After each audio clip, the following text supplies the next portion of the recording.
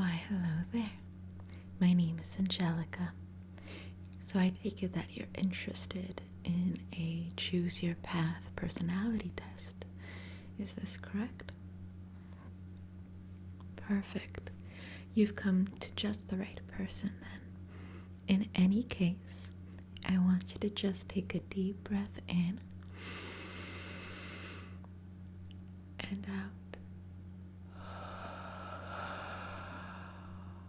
And in and out.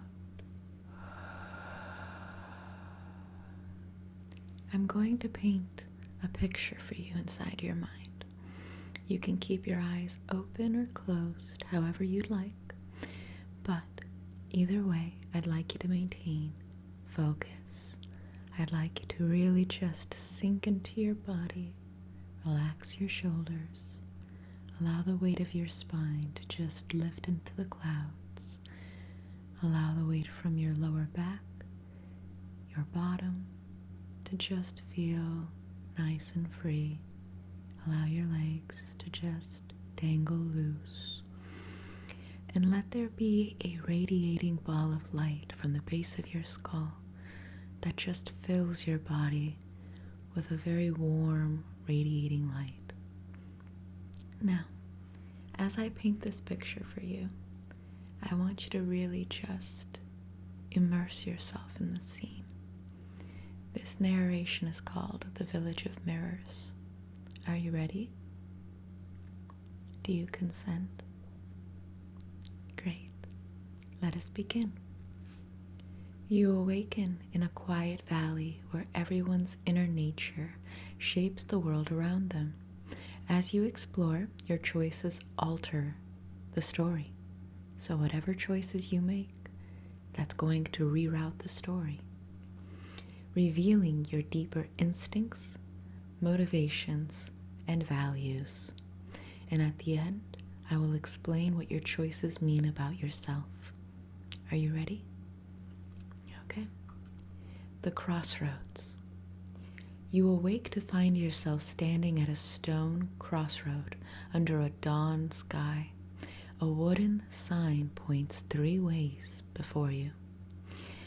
Now, one of these 3 ways points to a river path lined with willows and mist, and it is said to lead to renewal and healing.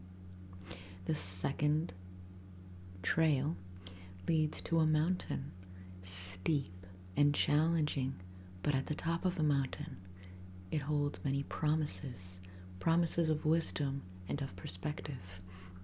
And the third trail leads to a market road, lively and filled with people, offering opportunity and social connection. Which of these 3 paths do you take? The first, the second, or the third? Very good. Very interesting. A traveler stops you, injured and out of supplies. You have only 1 loaf of bread and a flask of water with you. Do you either give them both to the stranger, trusting that the world will provide for you later for this good charity? Or do you share half of it, giving half the loaf of bread and half of the flask of water to the stranger? You deem it to be fair to both you and the stranger. Or do you offer directions to the village instead, telling the traveler to find help there? Or lastly, do you keep your supplies? You can't save everyone. Which of these choices appeal to you most? I'll give you some time to think. It's best that you really just sink into the immersive experience. Allow yourself to hear the trees, the dirt road beneath your feet, the rustle of the bushes, as this traveler stands before you, awaiting your answer. Good. The council's dilemma. When you reach the village, the elders are arguing. A powerful merchant offers to build new roads, but in exchange, he will control all trade. The people are divided. Of these 4 options, do you choose to support the merchant? Because from supporting him, growth will come from these new bold deals? Do you oppose the plan? Freedom does matter more than wealth. Do you suggest a compromise? A limited partnership with oversight? Or do you stay silent? You're new here and you shouldn't interfere.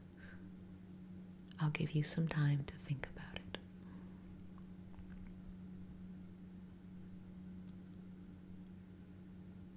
Have you reached your conclusion? Excellent.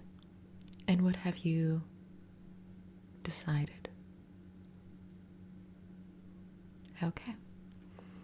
Lastly, at the end of your journey, you find a silver mirror said to reveal the essence of anyone who gazes into it. It asks you, what do you most wish to understand? Of these 4 options, do you value your purpose or other people's hearts? Or do you seek to understand how the world works? Or do you seek to understand how to control your own destiny? I'll give you some time to think about it. Do you seek to understand your own purpose, other people's hearts, how the world works, or your own destiny? Okay, let's review your answers. The first scene, the 3-way route, the crossroads. If you chose the river path, the river path lined with willows and mist, said to lead to renewal and healing, your most prominent trait is introspection and empathy. If you chose the mountain, your most prominent trait is discipline and ambition. And if you chose the market road, your most prominent trait is sociability and pragmaticism. The stranger's request. This is when the traveler asked you for your supplies. If you gave the traveler all of your supplies, it reflects your selflessness. If you shared only half of them, it shows that you're balanced and fair. If you told them to go up to the marketplace and find their supplies there, it shows practicality. And if you chose to keep your supplies, it shows self-preservation and realism. The council's dilemma. The merchant wanting to purchase the entire town's trade. If you supported the merchant, you are strategic and risk-taking.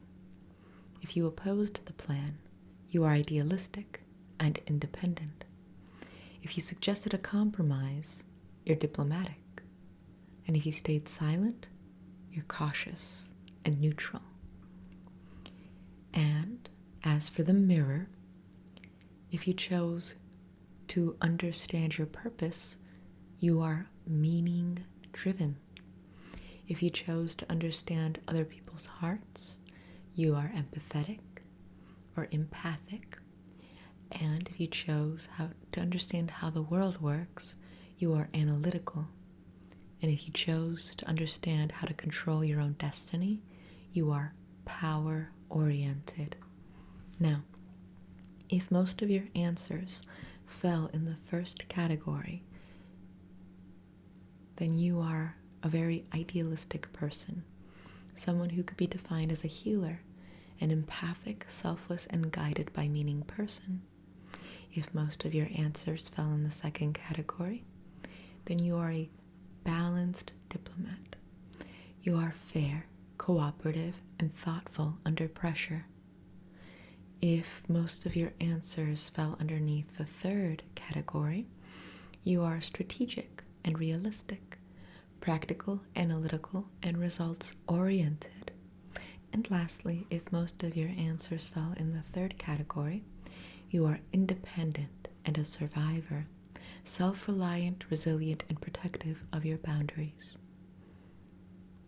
How did you enjoy that little scenario? Good. I'm glad you enjoyed it. Well, in that case, I hope that you have a good night's sleep.